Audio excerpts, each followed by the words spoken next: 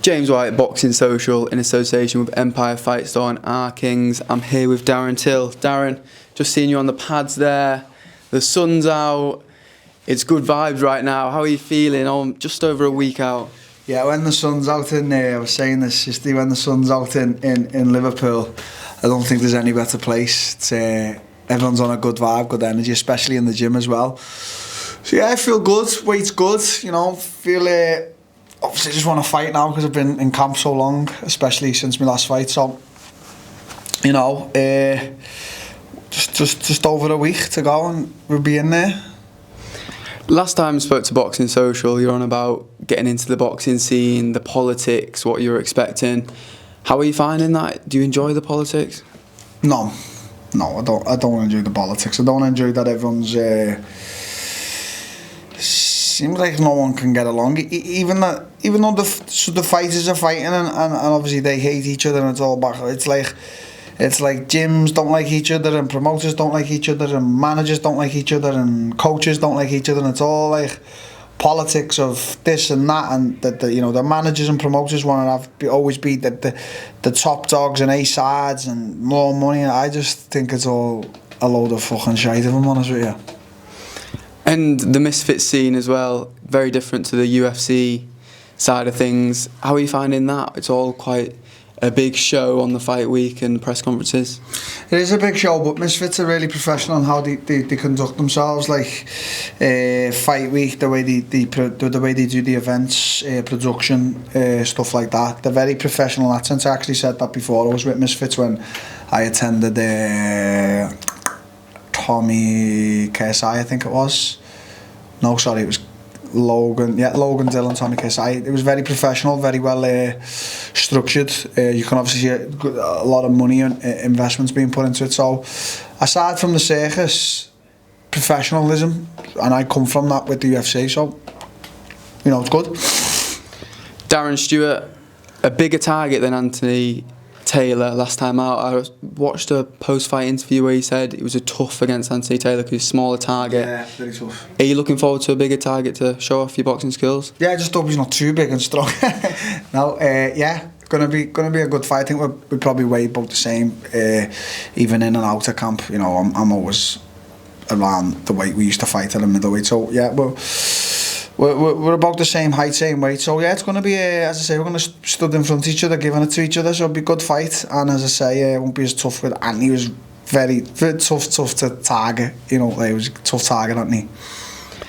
Coming through this one, I know you won't want to take guys off Darren, but is there a plan? Who are you looking at next? Is it the big names, the KSIs, the Tommy Furies, the Jake Pauls? Yeah, it's the money fights in it. It's the things that bring the eyes and the TV and the pay-per-view and the big stadiums in. So if we can get one of them, obviously getting past that, and you know, that's what I'm going to campaign for, innit?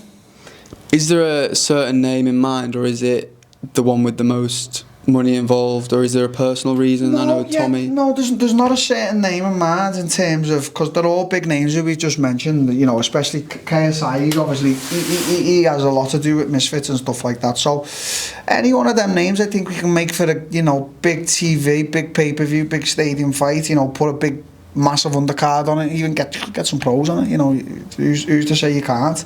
There's a few young lads in here as well, a few young pros. So it definitely make for a good event, a good card. So we just say, you know, all the names are as big as each other. You know, so what? The KSI Wayne Bridge scenario, was the part of you that expected the phone to ring when Wayne Bridge pulled out? Yeah. It was weird the way, I don't know, I didn't expect them to be fighting Wayne, and then obviously when that all happened, it was like, I thought, oh, maybe they'll call me to fight now, and then obviously I never got the call because he was talking about weight and stuff like that. I was like, okay, whatever, like I'm light now, do you know what I mean? I was light back then, but you know, he's obviously got other plans, hasn't he? So we'll see what his plans are. What are your plans? I've heard in the past you say that you just fight who's in front of you, but have you started to pick a route who you might fight in the future? Yeah, I think obviously, as I said, going back to them big names, but I think if we can find a route to the top, you know, obviously dominate this scene. There's a lot of money and a lot of stardom there's a lot of money to be made and a lot of stardom to be done. So obviously, yeah, you know, 2-year plan, and obviously make a route to get to the top and just, you know, dominate all these names, become the king of it, and then move on from that. Or just keep fighting. If the money's right, just keep fighting. It's not like I'm old and aged. The route to the top, Jake Paul probably makes the most money, but who is the best? Tommy's obviously beaten Jake. Who do you believe the best out of those three are? I know you'll believe you're the best, but out of those three, who do you think is the best? I think right now Jake's the best. I think Jake's putting in the most work. I think he's fighting the most. I think he looks really strong. I'd love to see his pharmacist. I think Jake's probably the best, yeah, in my opinion.